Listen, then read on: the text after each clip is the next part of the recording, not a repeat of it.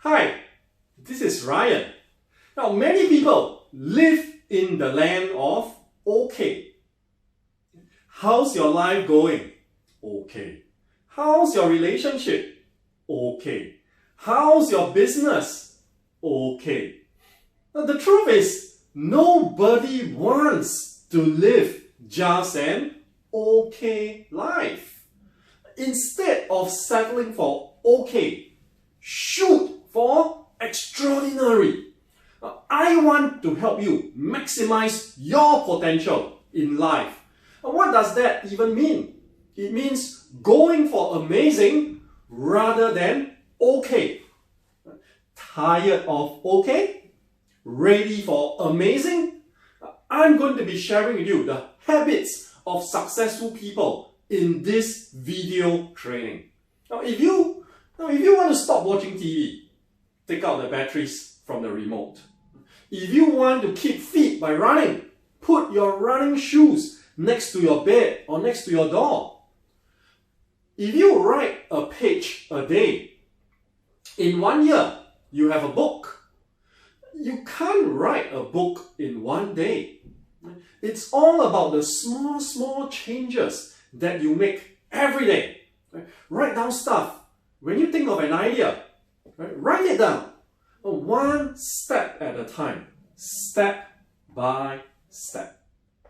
If you write down one idea a day, 1 week later, you would have 7 new ideas.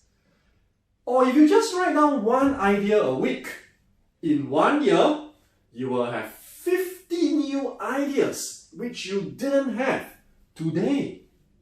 Now, successful people will always do what the 99% are not willing to do. Success does not come by yourself. It is not achieved alone. It only comes in a group. There is a famous quote, to go fast, go alone. To go far, go together. Now let us all succeed together. I can promise you that if you are part of my business consulting group, I will not leave anyone behind. I will offer you my undying love and support to help you achieve your financial goals, to develop and help you grow into a much better person, to be a much better version of yourself in 3 months, 6 months, 1 year from now. Warren Buffett was at one time the richest man in the world. Warren Buffett does not invent things. Warren Buffett does not sell things. Warren Buffett does not manage a company. Warren Buffett makes one decision every day. Would you like to know what decision does he make every day? Would I bet on this person? All right. Would I bet on this person? This is the one decision Warren Buffett makes every day. And the results would seem that he does this quite well. $60 billion just by making a decision. Would I bet on this person or not? I was asked this question a few years ago, and 2 or 3 faces came into my mind. And I hope as you're thinking of this now, 2 or 3 faces will come into your mind too. What were your criteria for deciding who to bet on? Now let's do this properly. Let's come up with a process to make our decision. What are you looking for when you see a person who has the capacity to make a massive impact in the world? I'm assuming you want to do this bet well, because then you would make a lot of money that you can use to do good causes. One idea could be, we find all our friends and contacts Right? We find all our friends and contacts and we get their grades from school and rank them from the best to the worst grade. And then we choose the person with the highest score. Good idea? Now, the scary thing is that if I ask a group of 12-year-olds, they already know this is not the best way. So, what other ideas or criteria can we think of? How about best friends? I choose you, you choose me. Best friends. Wonderful for friendship, but a very dumb way to make your decision. But what other criteria? What other criteria are you already thinking of? Who would you bet on? Now let's go back to Warren Buffett. He has 3 criteria when choosing who to bet on. 3 criteria.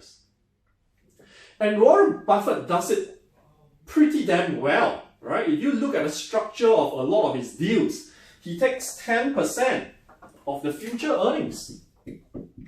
Right? 10% of the future earnings of this person, or this team, or this company. Now, of his 3 criteria, let's discuss about the second criteria. Right? The second criteria is energy.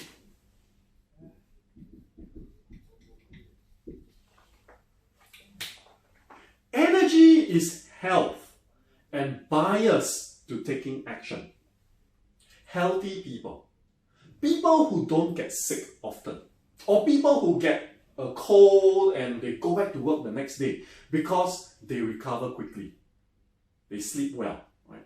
Bias to taking action. People who have a tendency to take action rather than think about taking action. Right?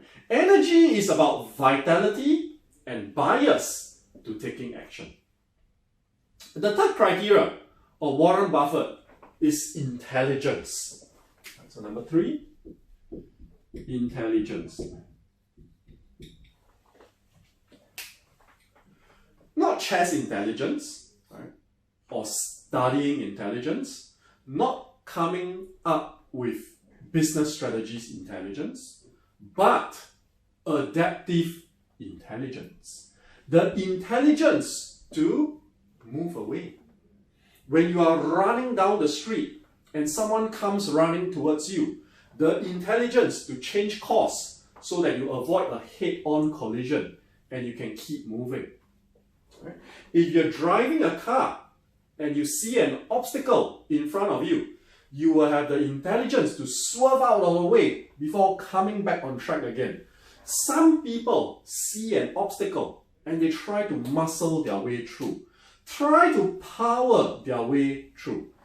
Adaptive intelligence is having the sense of mind to react to the current situation and come up with solutions. And after that, get back on track again towards your destination or target or goal. So, number 2, energy. Number 3, intelligence. Right? But without number 1, right? Without the first criteria, Warren Buffett would rather that you are dumb and lazy. Without number 1, you will be a danger to yourself, a danger to society. So, what is Warren Buffett's number 1 criteria? It is integrity.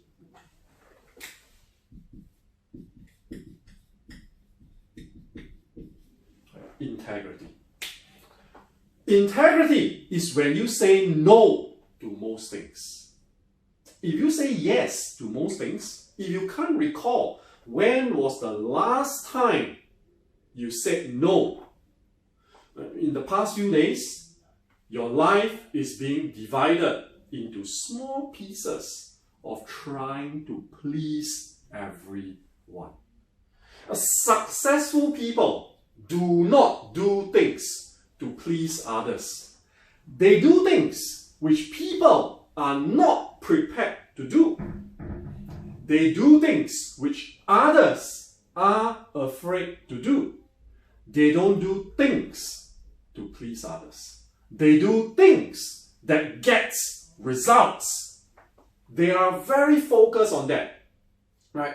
They are very focused on what they want and what they need to do to achieve it.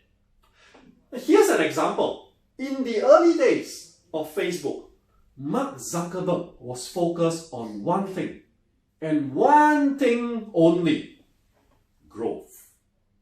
Right? Not growth of the company, not growth in revenue, but growth in the number of users. He would not do anything which would not increase the number of users. Now, one day, one of his executives had a very good proposal to increase Facebook's revenue. Mark asked him, would this increase the number of users? If the answer was no, then they're not going to do it. All right? So, are these good criteria? They seem like good criteria. Warren Buffett definitely thinks so.